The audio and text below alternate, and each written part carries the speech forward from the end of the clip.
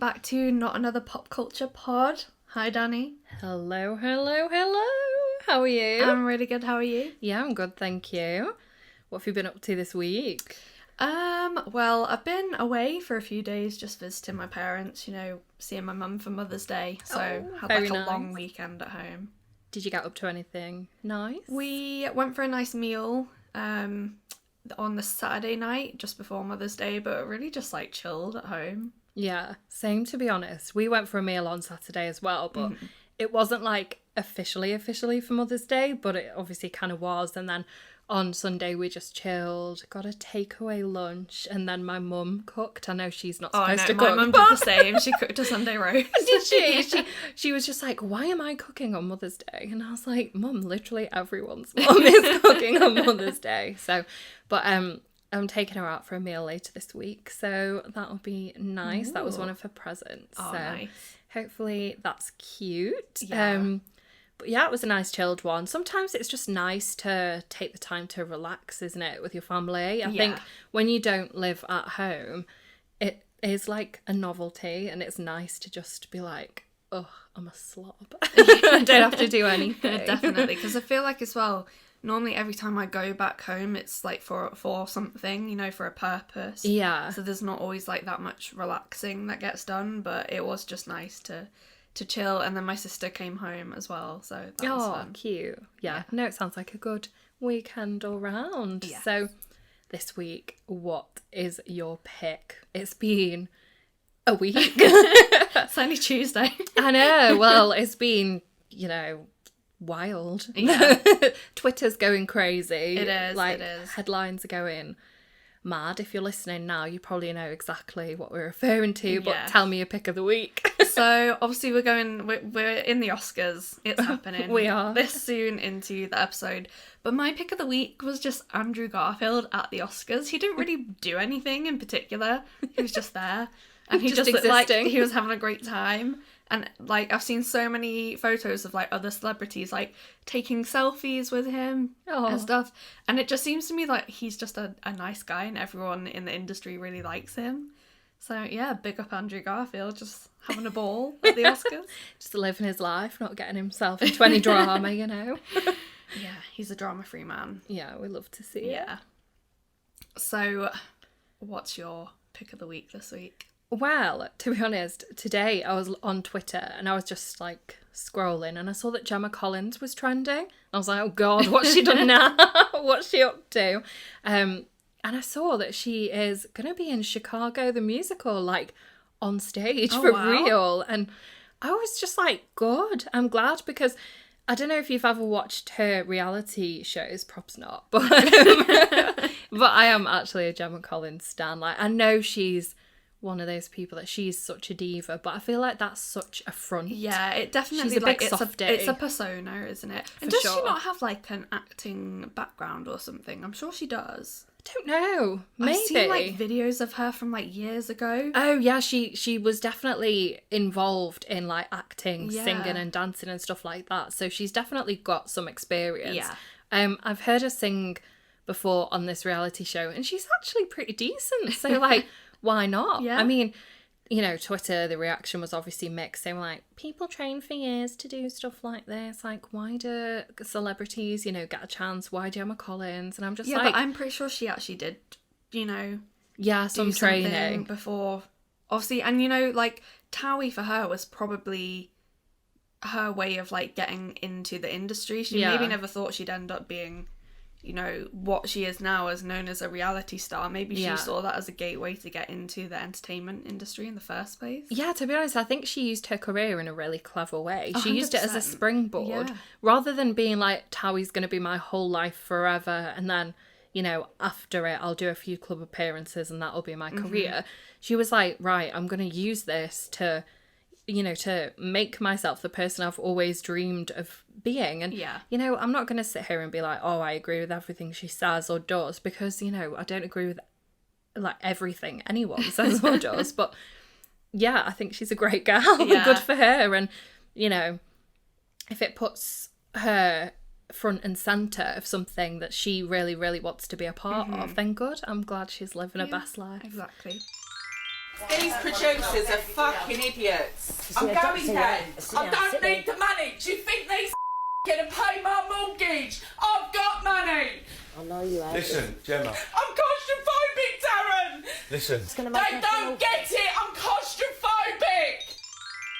And anyway, with these like big stage shows now, there's always some celebrity. Like, I remember Alexandra Burke was in The Bodyguard. Oh yeah, she's like made a really good career for herself as well. Did she win the X Factor? She won the X Factor, but I don't think she was like a trained singer. So like, I think it's the same.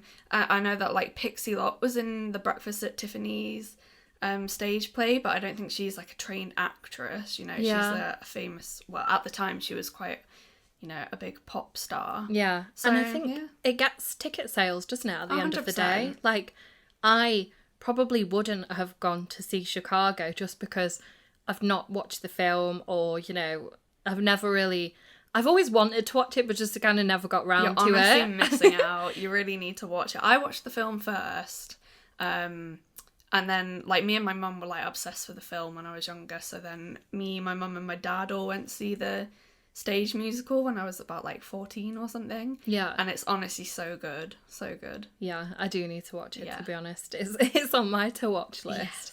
Yes. Right, tell me about your ick of the week. So we're going back to the Oscars again. Of course we are.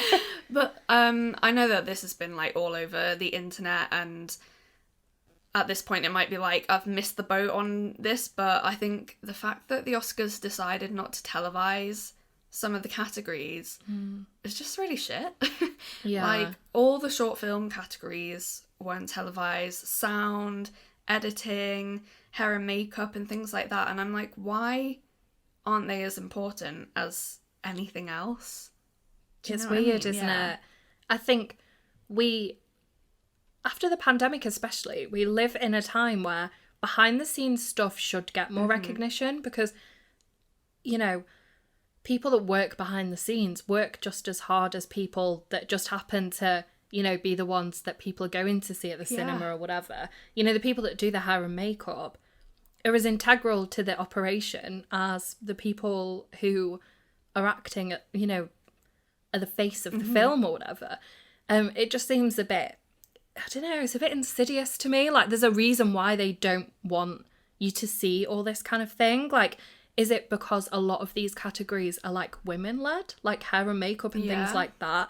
You know, it's probably like taken up by more women in the industry. Yeah, I don't know why. But why even not things televise like it? Original score, which I think like the scoring on film is so important. Like this, the music that you hear throughout a film is so important to me. Yeah, exactly. If the music's like not good, then it makes the film not as good. If the score is amazing, it's something, you know, that will stick with you and be like, oh, I loved the music throughout that film. It's just, I don't know. To be honest, like the Oscars just continues to disappoint me every year, and I don't really know why. I feel like everyone is disappointed. They like complain about it up until the actual ceremony, and then still everyone turns out for it. So yeah, it's just a bit naff all round. I'm not too sure whether things like this really have a place necessarily in modern society. It always seems to be the same people. You know, we spoke about this with the Brits. It's the same people that get nominated, the same people that get the award. And it's just like, changed the record. There's that, sorry, I don't know her name, the woman that was in West Side Story. Oh, Rachel Ziegler, I think her name is. So she obviously won the Oscar for, what was it for? Oh, wait, hang on. Maybe we're thinking of the main girl from it. Yeah, the one that did the amazing speech that everyone went crazy for. She was wearing a red dress. To be honest, I didn't watch all of it, so I don't think she is the main one. Maybe it was the supporting. Because remember, the main girl didn't even get invited. Oh, really? Yeah, the main Maria, the girl that plays Maria, didn't get invited in the first place. Oh, okay. Well, she must have been like a different character then. I really don't know. Like, I've not seen West Side Story in so long, and I've not actually watched the I've not seen the new one yet. The new one, but the last Latin American woman to win that Oscar was the original movie for the same part. Oh my God. And it's just like, apparently it was 60 years ago, I think. And I'm like, that is insane. Yeah. How can we allow this to happen? Like, it's just, I just find it offensive.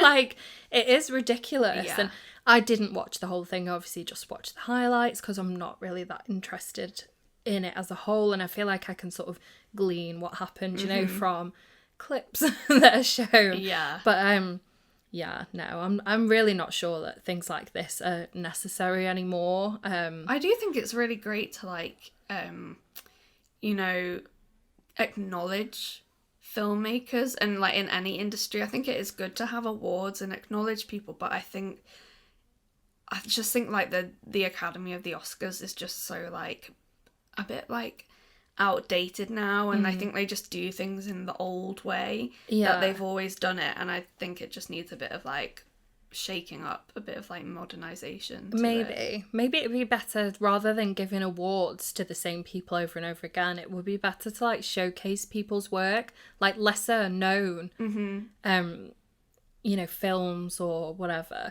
could be like showcased to people so people are more aware of them, rather than it just being like, oh, we're going to set everybody down, we're going to focus so heavily on what everybody's wearing, as if that's the only important thing. I mean, I'm not going to lie, I love, like, looking at outfits and stuff like that. I do enjoy, Yeah, but, you know, it almost becomes just about that, and, like, whether someone looked good or not. Like, was their outfit a fail? Or, you know, was it, like, amazing? So, sticking with the Oscars, I think, what is your ick of the week this week? Well, to be honest, I'm sorry to all One Direction stans, but what on earth was Liam Payne doing? Oh my God. So he was being interviewed by somebody at Good Morning Britain, and he was just chatting the most shit I've ever heard anybody chatting in an interview. He was clearly like off his face, wasn't he? Yeah. I mean, he was on another planet, to be perfectly honest. I think, what did he say? He was like, oh, there were 3 fighters and no winners. Yeah. And then he started to, like, detail, And my like, favourite thing when he was like, I don't really get deep about this stuff, but I just love movies. Oh, my God. And his accent was all over the shop. Yeah, he started off, like, a bit Irish. Like, he was trying to be really posh, I think. Yeah. And then it was going a bit Irish, and then a bit, like, Italian in some parts. Yeah. And then I think his, like, Wolverhampton was trying to slip back in as well at some point. I just feel like he completely forgot who he was and where he was. And, yeah, he'll probably have woken up and been like, oh, what was I doing? Like, why did I have to be interviewed? Yeah, exactly. That's it, though, TV. isn't it? They were just trying to get anybody's reaction. Otherwise, they probably wouldn't have interviewed him, like, about anything that he could have chatted so much rubbish about. What does Liam Payne have to say about the situation? Exactly. That's of any note. Exactly. He He literally doesn't. They were just trying to get as much tea as possible to, like, shit stir, essentially. And if you're wondering what we're talking about right now, then do you watch TV? Do you have Twitter? Do you have the internet? Exactly. Like, turn your Wi-Fi on, loves, because we're talking about the now infamous slap/punch/whatever it was. It was a good old smack round the face, wasn't it? A good smack round the face from Will Smith to Chris Rock. Yeah. Now, what on earth? Like, it was a G.I. Jane joke, in the words of Chris Rock. Not a very funny joke, in my opinion. No, me neither, to be honest. I don't, and I've heard this so many times, like, for the past couple of days, like, I really don't condone violence, especially not on the world stage. Like, yeah, no, I don't either. However, there is a time and a place to make jokes, and there's a time and a place to make jokes about people's illnesses, and that's never. Yeah, exactly. We are in 2022, right? Maybe 20 years ago, we might have let it slide, because there was a lot in the sort of comedy world that you'd just be like, okay, you know, it's offended me, but I'm not gonna kind of go crazy about it. Like, everybody has an opinion, everybody voices their opinion. You need to be very, very careful about what you're saying nowadays, and if they can't get a comedian that can sort of police themselves a little bit, then they need to consider who they're asking to host these award ceremonies. I also think that if you can't actually write jokes that aren't just mean, and roasting people, if that's all you can do, you're not a good comedian. In my opinion. I mean, we all love a good roast, don't we? But there's a time and a place for it. Exactly, and like, she did not go there to be roasted. And I don't think even like, I think it's usual for like at award ceremonies for celebrities to get roasted. I do think, you know, a roast is fine. I just think the subject matter, like, there are certain things, in my opinion, that you just shouldn't make jokes about, and people's health conditions is one of those things. Exactly. And the people that are jumping to his defense saying that, oh, he didn't know that she had alopecia. Do you have Twitter again? Like, do you have the internet? I think he fully well did. No. Like, she has been vocal about her journey for like 5 years. I think she first opened up in like 2016. So it's been public knowledge for quite some time. And even if it had only been public knowledge for like 2 weeks, you'd kind of think to yourself, wouldn't you? Why is she, like, why does she have her head shaved? Yeah, exactly. She's not doing it to make a statement or anything. Do you know what I mean? Like, she obviously has some level of illness. So it's just not funny. Like I was saying to you before, you know, there's just no circumstance that I would be like, oh, that's fair game. Let's make a joke about like, her. I've seen people saying like, oh, it's only alopecia. Like, it's only like some hair. Like, when do we get to decide what illnesses are, you know, like more valid than others? Exactly. And also, like, it's more like, alopecia is not physically disabling, but it can be very like emotionally and mentally like disabling. Like, I actually had a really mild form of alopecia as a teenager, and it only really affected like I didn't have to shave my head or anything. You couldn't tell from my hair that I had it, but you know, it really affected my eyebrows and my eyelashes, and it really like knocked my self-confidence to the point that it still does. This has been like probably over half of my life that I've been like suffering from that, because I still like have to like draw my eyebrows on, you know, I always put like tons of mascara on and stuff like that, and my hair still like is very like, it used to be so thick. Thankfully, like, it was so thick that now it just is like normal, you know, hair. But it's so embarrassing, especially like, I can't really like talk about how important hair is for Black women, but you know, as women especially, we're so like ridiculed for what we look like, and when you have to alter your appearance because of that, it's just so embarrassing. It really can affect you, you know, quite deeply. Yeah, exactly. There is such a huge pressure on women throughout all cultures to have hair that's like thick, long, like whatever.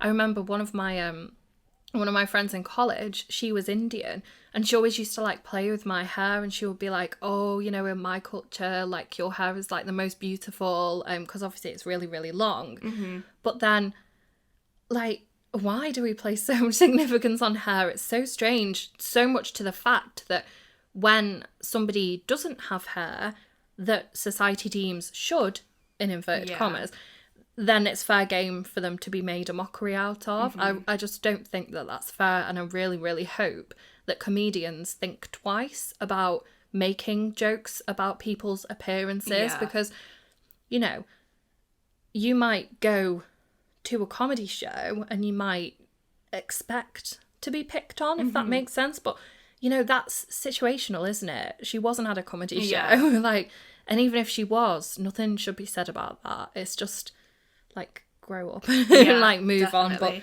And, like, we were actually just talking before we started the episode that Chris Rock apparently made a documentary, or, like, contributed to a documentary about the importance of hair for Black women. And, you know, like, so he fully is aware, after having made a documentary on that, he fully knew what he was doing with that joke, in my opinion, and it was quite, like, vicious, I thought. He should know better. Like a low blow. Yeah. I saw a tweet that Jamila Jamil did.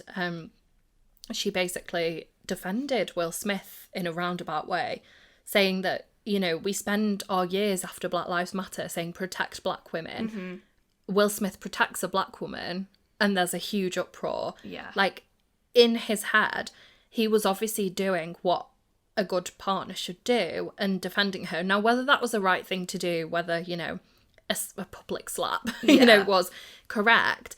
But it is just like the whole internet. Well, at first it seemed to be split quite 50-50. You know, people were like defending him and people were saying like, that's disgusting. You know, my child's going to see that. And, you know, what would you do if your child slapped? I mean, sorry, but if that level of just him smacking him around the face is like the worst thing your child's ever seen. Yeah.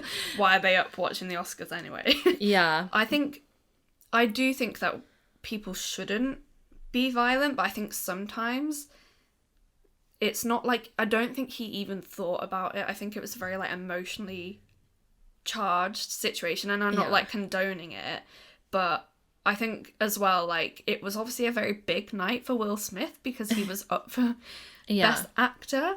Yeah. So I think his emotions were probably like running high anyway. Yeah. And you could see that, you know, that it was like it just triggered him, and the way he was like shouting afterwards as well, he was clearly like really angry. Yeah. I mean, he obviously issued an apology on the night, not to Chris, but to the Academy. Yeah, I think he's apologised to Chris now. Yeah, he issued a public written apology. Whether he's apologised face-to-face or, you know, via, like, call or whatever, like, nobody knows. But I think it was quite big of him, I think, to issue him that apology so publicly. Mm-hmm. And I think, like, when I saw it on my Facebook page, 1.6 million people had liked it. Wow. So obviously they understand, they get it. We can't be perfect 100% of the time.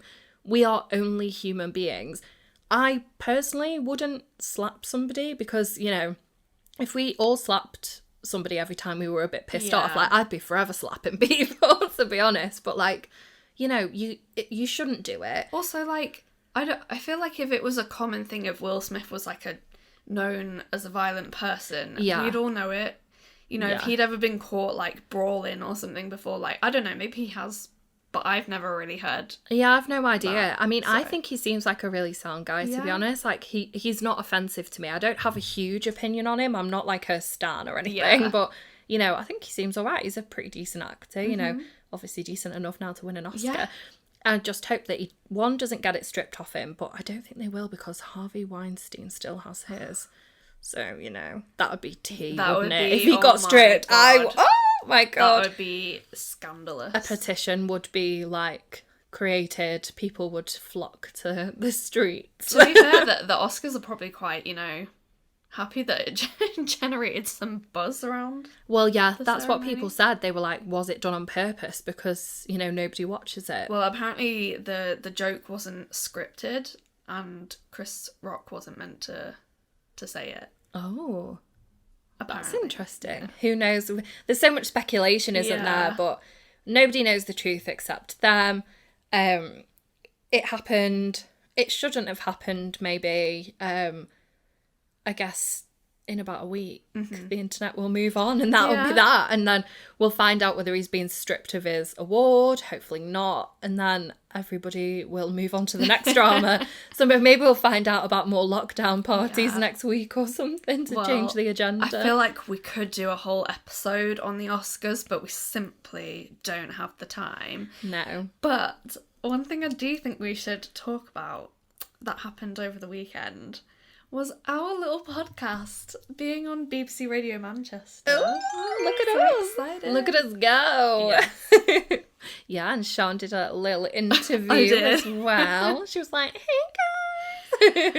But yeah, you did really well. Oh, thank you. I've not listened to it back. So. Have you not? Well, I guess you know what you said. Yeah. So yeah, it was really good. I was listening to it with my parents. We were like on the way back from our meal. It was really good. Like, you came across really, really well. I feel like you got all the points across, you know, that we like wanted to. Yeah. So that was like super good. But I was just there like, oh, my mum was like, did she do you proud? I was like, yeah. Oh.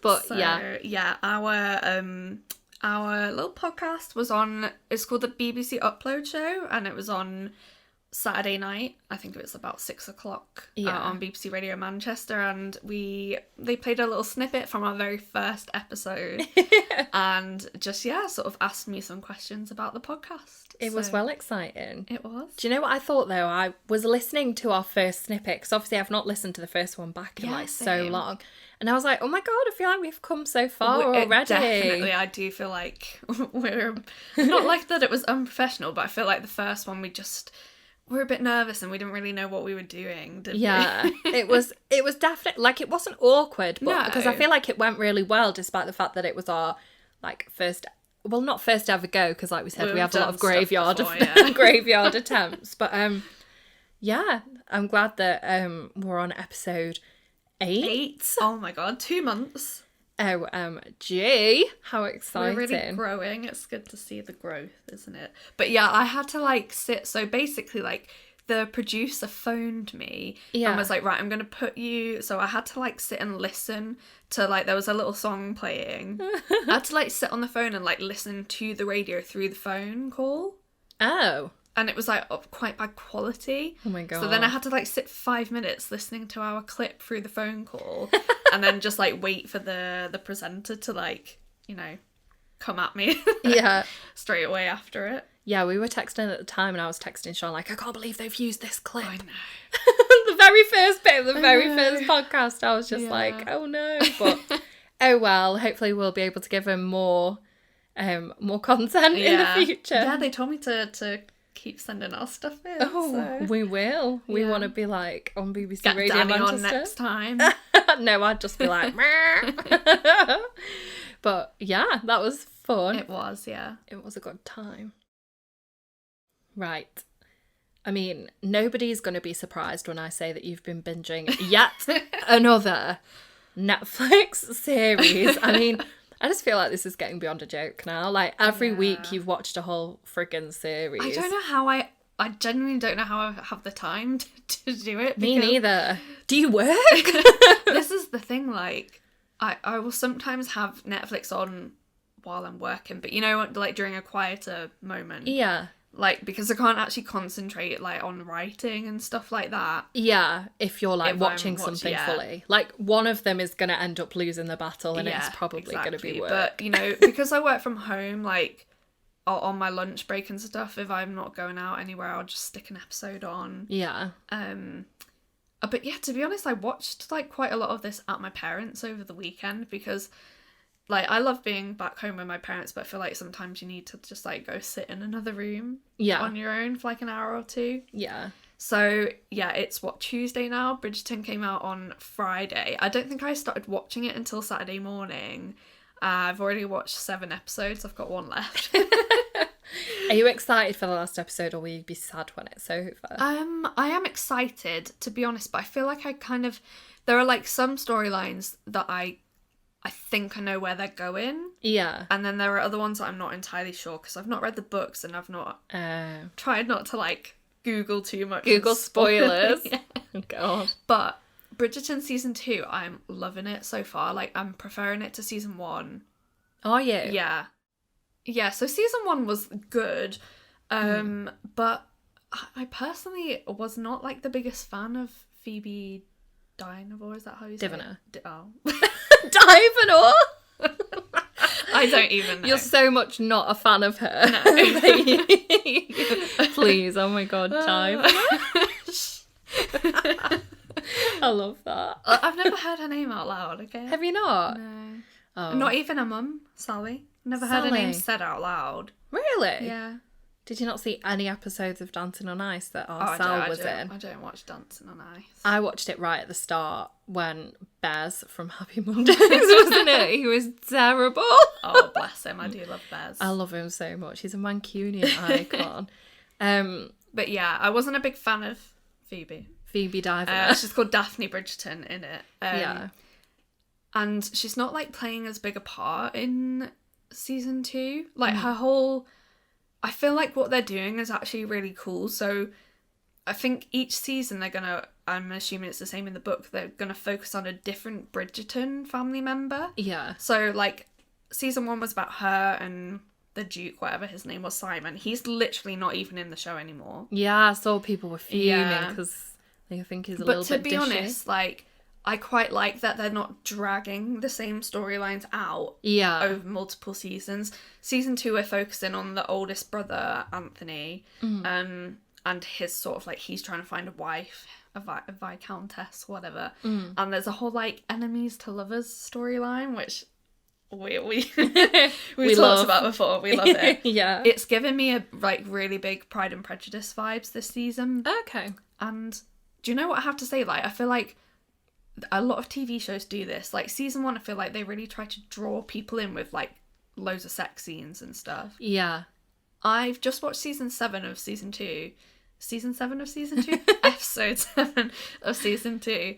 And they've had the first sex scene of the whole season in episode 7. I wonder why they do that, because Bridgerton, the first season, was non-stop shagging. But I feel like they do that all the time. Like, they did it with Game of Thrones. Like, season 1 is always, like, really heavy sex to, like, draw people in, but then people do get drawn in and they actually care about the characters and the story. Yeah. And I think a big part of, like, the enemies to lovers thing is all those, like, there's been a lot of, like, tense moments and, you know, like, hands touching. Yeah. Nearly kissing but not quite getting there. And I think, like, not having all the sex has really, like, built up the storyline. And so that when, you know... When they do. When it happens...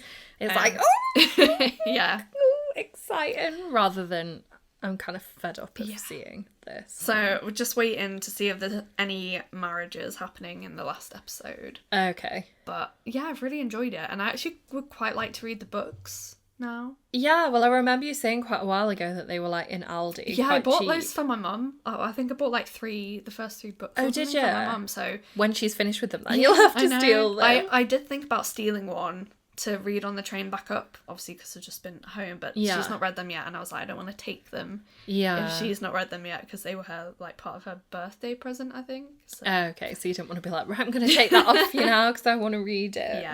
Yeah, you'll have to have a look on, like, Amazon, because sometimes they reduce books, like, crazily. Hey everyone, it's Lindsay Lohan, like and guess what? Now I'm on TikTok. That was the price they were in Aldi or something. They were really cheap. Amazon are really good at, like, price matching. Yeah. I mean, I know a lot of people, for obvious reasons, don't like using Amazon, but... I use Amazon, I'm not going to lie. If you want convenience... We pay for Prime. We've got the delivery, so... I know. I might as well use it. $7.99 a month, like... It's no small amount of money, is it? It's not, no. On top of everything else. Oh my gosh. Yeah, speaking of Amazon, I received a delivery today of 4 Colleen Hoover books, because I'm honestly obsessed with her at the minute. Like... If you have Bookstagram, you'll know, like, Ugly Love and It Ends With Us are, like, 2 of the most stand books on Bookstagram. Like, people adore them. I've read both of them and also adore them. I feel like when a book has such a good rating on Goodreads, you just almost know that it's going to be good, unless you're being super picky. And, you know, like, you go into it sometimes, don't you, like, wanting to dislike it almost because everybody else likes it. But no, I just loved it. And I read a book called Verity by her, and it was like it's like a thriller, which she normally writes, you know, romance books. So I was just intrigued, loved it, literally read like half of it in like one evening and then the other half the next day. And I don't want to give like anything away. Like, I'm trying to think of what I can say without kind of giving the whole plot away, but basically it's about this woman, and she has an accident, and she's like a really big author, and she's written like 6 books out of a 9-book series, and they want almost like not a ghostwriter, but they want somebody to finish the series off. So like, what'll happen if the Game of Thrones author dies, George R.R. Martin, because he's not written the last book. Really? Yeah. Well, basically, yeah, like they'd need to get another author in, and this woman is paralysed. She's she's alive, but she's needing round the clock care. And so this young girl, I think you pronounce her name Lowen, Lowen. I'd never heard that name before. It's quite apparently unusual. That's how you pronounce Lindsay Lohan. Lindsay Lohan. Yeah, it's not Lohan. Right, I'm just going to pretend you never said that, because that's ruined my life. Lindsay Lohan. She said it in a video. She said, "Hi, it's Lindsay Lohan." No. Yeah. I'm shocked. I'll try and find the clip. Yeah, I'll put it in the episode. That's absolutely mad to me. Mm-hmm.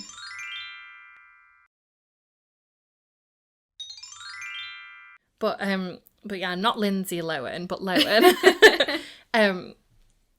There's this whole story of like how she meets the woman who's been in an accident's husband, but she ends up moving into their family home, mm-hmm. and she finds this autobiography of this woman, and that's like, you know, she's basically like unable to move or anything. Yeah. Let's just say that what she finds in this autobiography is insanely fucked up. Oh, like, oh my God, I was literally reading it like, how is this real? How does she think of this? But then there's a huge twist, and there's no clear ending, mm-hmm. and I was just like annoyed, but so like, oh, that was so good. Like, it's just, oh, I absolutely loved it. So I immediately ordered 4 more of her books. Like, none of them are thrillers. Mm-hmm. And I've already got another one that's kind of a bit thrillery, but I was speaking to a girl on Bookster and she's like, oh, it's a bit more of a love story than a thriller, this next one. A little bit of like light relief. Yeah, I feel like that's maybe what you needed. I actually read a book this week as well, in between watching... Oh, shock horror. Watching 7 episodes of Bridgerton. You've been busy. I have. I honestly blazed through, because it's Where the Crawdads Sing by Delia Owens, which is like an international bestseller. Yeah. Everywhere. I feel like most people that are like into books, yeah, will have at least heard of it, and they're making a movie of it. And I read that, like started reading that probably about a year and a half ago. Yeah, I remember you like first picking it up. Read about 50 pages and then just put it down, and I do this all the time. Like, it's just something I do. Yeah. But because I had seen like the trailer for the film, I didn't actually watch the trailer. I saw like 2 seconds of it and I was like, actually, do you know what? I'm gonna pick the book up again. Yeah. So on Thursday when I was getting the train home, I didn't start from the beginning because it was like still very clear in my mind what had happened, and I just still had a bookmark in there. So, so you just started from there. Yeah. And then I finished it on Sunday night. I honestly read so much on Sunday. I spent like half the afternoon. That's just the best. It, yeah, that's my favourite. And now I've watched the trailer for the film, and I'm excited. It looks amazing, for it, doesn't it? It looks so good. It's such a good story. Like, yeah, I feel as though when I read it, I was like, I need to read more by this author. But she's basically got that's nothing. Her first novel. Yeah, she's got books about plants and stuff like that. Obviously, like plays a big role in the film, and you have to wonder, like, not autobiographical, but like obviously her interests, you know, kind of contribute to the character. Definitely. The writing's so descriptive and so poetic and flowery that she needed some sort of interest in you know, the natural world. But yeah, I'll definitely be going to watch the film. It looks so good. We'll actually have to get you in a cinema. That'd make a change, wouldn't it? Yeah. Oh my gosh, I meant to say, I've not actually told you yet.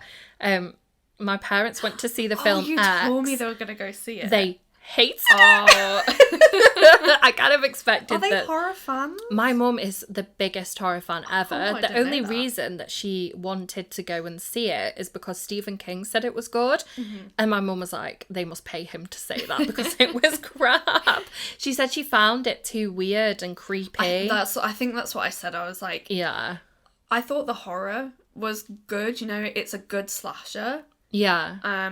In that sense, like it's quite fun. You know, and obviously like jumpy and scary, and now that I've like kind of processed it, I enjoy that aspect of it. The story for me was really, really creepy, and I think you need maybe one or the other. You need like the slashiness, or the creepiness. Having all of it together, because there was so much gore and blood, and then having like the creepiest storyline ever. Yeah. It honestly, it was just wild. I feel like I've had like 2 completely contrasting opinions of it. Like you know, speak quite highly of it, and my parents were like, meh. I feel like I almost want to see it, but then not quite. Like, I think you should do it, you know, do something a bit crazy for you. Actually sit in a cinema and watch a horror film. Right. Imagine. Did they explain the story to you? Kind of. They kind of said, you know, like what you'd said, and my dad was just like, I'm never going to the cinema with your mum again, because every time we go, the film's always shit. And I was like, oh my God. And my mum was just like, no. But I think, I don't really know, like, what kind of horror my mum likes. I feel like she's just such a Stephen King fan. Yeah. Yeah, so it's more... like more less bloody, more psychological, yeah. But yeah, we'll have to see whether I'll be going to a cinema before Where the Crawdads Sing. Yeah. So at the minute, I'm reading a book, and it's definitely not a horror. It's a Taylor Jenkins Reid, actually. So if you don't know already, The Seven Husbands of Evelyn Hugo is being made into we think it's going to be a film. So it was announced on Netflix Film, which obviously kind of gives us the vibe that it's not going to be a series. Yeah. But it could be. Who knows? Like, maybe you'll get... I think they're making a series of her other book, aren't they? Daisy Jones. Yeah, that's being made by Amazon. Mm-hmm. So, yeah, I'm very excited for that as well, because they're both such, like, amazing books. But after I finished, I think it was The Seven Husbands of Evelyn Hugo, actually. I went on Amazon, like I do, I ordered... basically all her back catalogue, and they've just kind of sat on my shelf, and I was at home over the weekend, and I just thought, you know what, I'm going to take like all the ones that I ordered home, because I did read one of them, and it was called Forever Interrupted, and I don't know if I've spoken about it on the podcast before, but I've defo told you. Mm-hmm. It literally traumatized me. It was such a horrible book. Like it was amazing, and I was talking about it to my mum the other day, and I was like, I don't know why I continued to read it, like, because it was that traumatic. Everybody that I've spoken to that's read it has been like, literally, I cried and like was upset for weeks about it. And I'm not a crier generally, but it made me cry. so yeah, probably avoid that, but maybe read some more of her other stuff, because I'm reading One True Loves by her. And again, it's quite a sad plot, but it's not as sad as the other, so I can cope with it, it's fine. But it's about this woman who ends up marrying her... it's like a high school sweetheart, I guess. They have like a perfect life, and then one day he goes on a trip abroad and his plane goes down and he's literally lost, presumed dead. So I think it's like 364 days later or something. I think she's like preparing, for the anniversary of what she thinks is his death. She sees this other guy that she was friends with and had a bit of a crush on in school, and they end up like entangled in a romance. Mm-hmm. 3 years later, he is alive, the original guy that she's married to.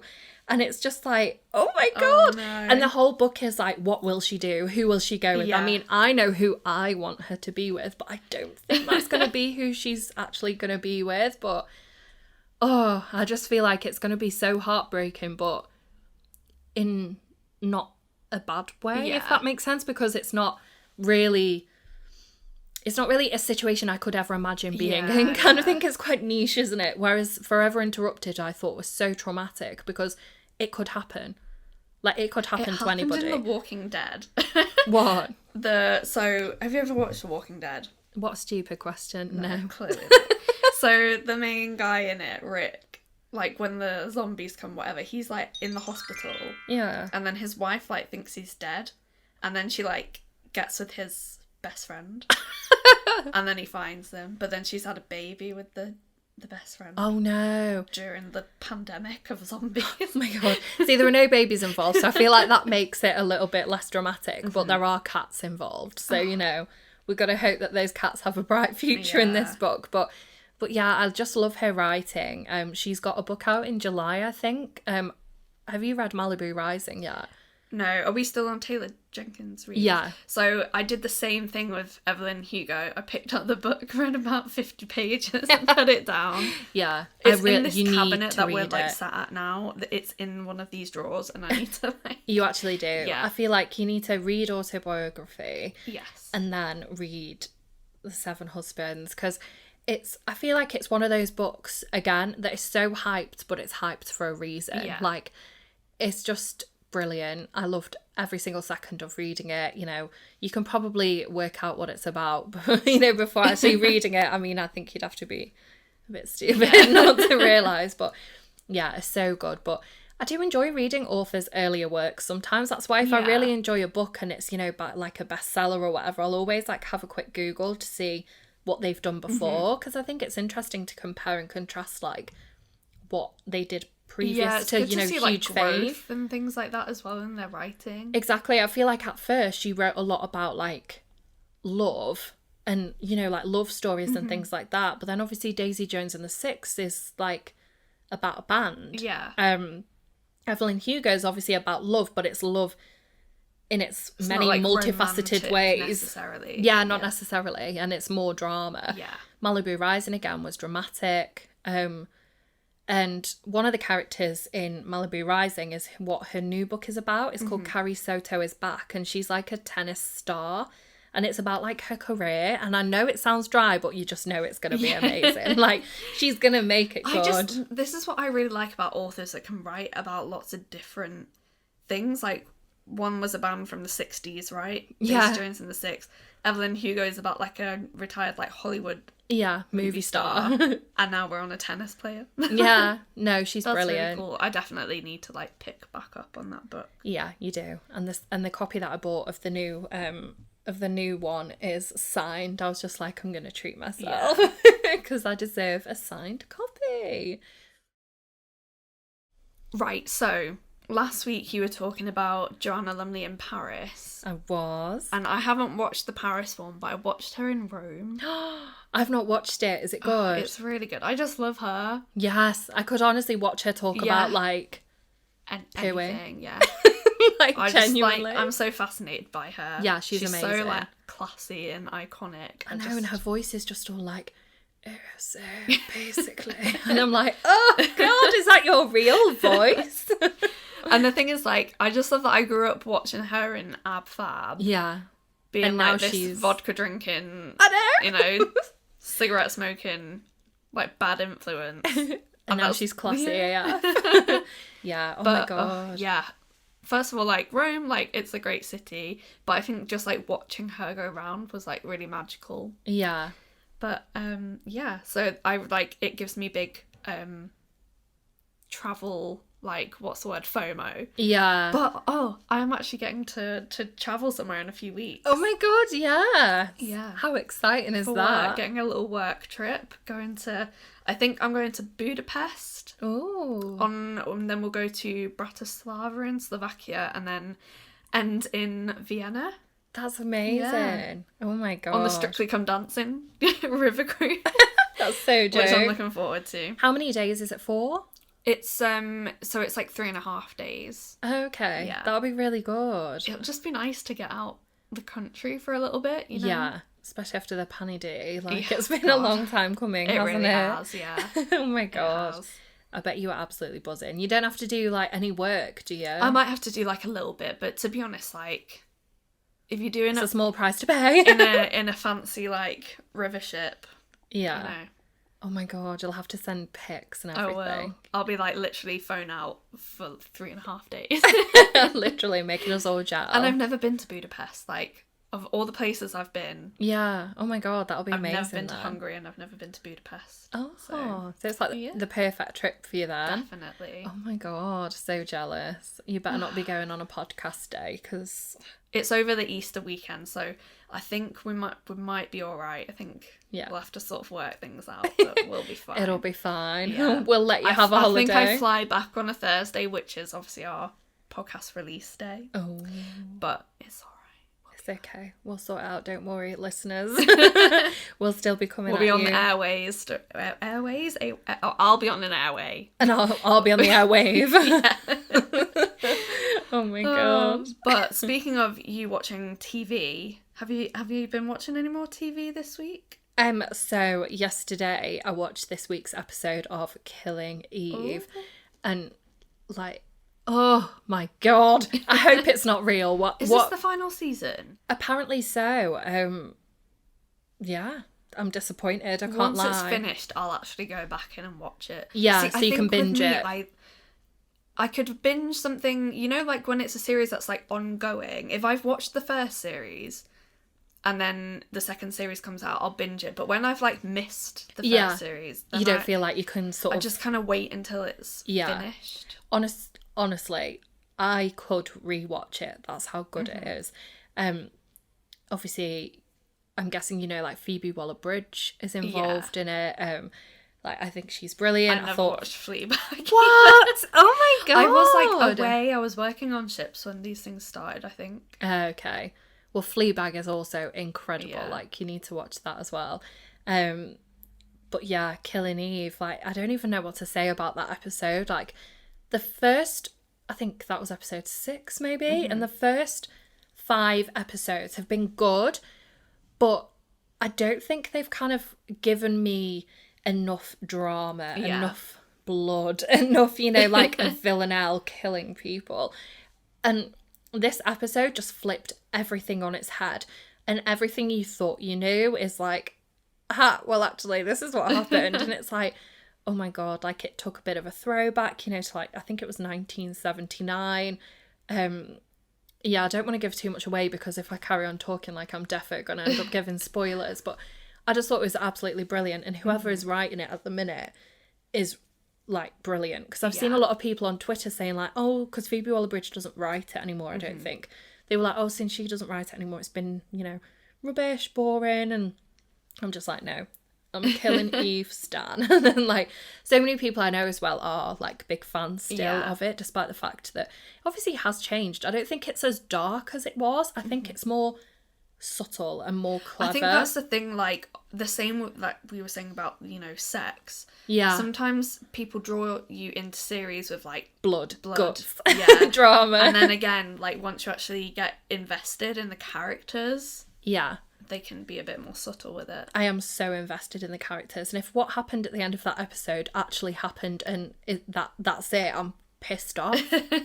But yeah, no more. I'm gonna zip my lips now. Yeah, so that's one of those series that and Peaky Blinders, I think they're both in their final seasons. I've never watched either of them, so once they're finished, that'll be a binge for me. I've never watched Peaky Blinders. I'm back on Dawson's Creek. So I watched like 3 seasons of that in a row, and then I took a bit of a break. It's so old. It's so, is it? Yeah, it was from, like, I think it started in the late 90s. Is it American? Yeah. Is it like, is it still relevant? Or is it offensive? No, it's not offensive, I'd say. I feel like I'm too old to be watching it. It's for teenagers. Oh, is it? Yeah. Oh, sometimes that stuff's fun though. It's like saying you can't read YA literature. Of course you can. I mean, I rewatch Gossip Girl about once a year, so, you know. Well, exactly. You can definitely rewatch stuff. I just think it's really, like, out of all, like, the teen shows, like, high school set shows that I've ever watched, it's the most, like, educational, that actually, like, teaches. It must have, like, actually taught teenagers about life situations at the time. Oh my God. Yeah. And it's written by the guy that, like, wrote the Scream movies. What? Yeah, Kevin Williamson. And I just think I really like the writing and the dialogue and stuff. It's quite, like, witty. No, that's really cool. I mean, you know, you're saying that you feel like you shouldn't be watching it because it's for teenagers, but I can't even lie. In the pandemic, I was watching High School Musical, the series. So, you know. I remember that. I never finished that, you know, because they were, like, releasing an episode a week, and I was like, can't be bothered with this. Yeah, I watched the whole of the first season, and then by the second season I was kind of a bit like over it, because I don't think we were in lockdown anymore. No. So I was just like, and it was like Olivia Rodrigo, wasn't it? And the guy that she wrote Driver's License about. Oh my God, I know. I mean, she's brilliant. I think she's absolutely fantastic. Like, I thought that even before she released her own music. Yeah, definitely. Like, you could tell she was a talent, but yeah, I didn't finish it. Maybe I should, but then I say that about everything. And then I'll just... You need to watch Turning Red, because you've not watched it yet. I do. Me and my mum were actually going to watch it the weekend, but then she mentioned it, like, too late, and I was like, oh, I'm gonna have to go home soon. But yeah, I said to her, I'm gonna have to come at some point and we watch it, because I need to see it. Yeah, definitely. And I don't want to watch it without her, because I feel like she probably would, like, enjoy it. Yeah. And she'd probably be able to relate, obviously not directly, but she'd be able to relate to, like, me growing up and stuff, you know, with all the, like, Y2K vibes. But yeah, I will watch things this week, I promise. Things. I'll read more things. Yeah. And watch more things. And then try and listen to some music as well this week, because I've not really been keeping up with, like, many new releases and stuff. No, I've not really, to be honest, I've not listen to anything really this week. Machine Gun Kelly's released a new album, so I might listen to that and then drag it to hell. I know that concert for Ukraine is taking part. That concert for Ukraine is taking place tonight, isn't it? Oh yeah. I think like Anne Marie, Ed Sheeran, Manic Street Preachers, people like that are going to be performing. Yeah. So, I mean, I won't be able to watch it, but I'm sure it'll be absolutely fantastic, and it's such a great way to like raise awareness. It is. So, you know, I'm sure by the time this goes out, people will have watched it. Maybe there'll be some drama from that. Maybe somebody will slap somebody at this concert for Ukraine. Who knows? Or maybe everybody will just be nice and do their thing and then go home and raise some money. So, yeah, thanks for joining us. Yeah, that brings us to the end of this episode. And we're actually back. We didn't mention we're back together in person this week. Which is a novelty. Yeah. I feel like we had a little break. But, you know. But it is nice to be like actually together. It's always like missed, isn't it? We miss each other when we're not together. Because then that's like a whole week where we don't see each other sometimes, more than a week. I know, exactly. But, you know, we're back together and you can follow us on Twitter. Oh my God, you know when I was on the radio and they were like, where can we follow you? And I was trying to remember all of our handles everywhere. And I was trying to spell out, because our Twitter one is NAPC. like NAPC pod. And I was like trying to remember the right letters. So yeah, Twitter. NAPC pod. NAPC pod. Insta, I think we're just not another pop culture pod. And I think we're the same on TikTok. Yeah. Yeah.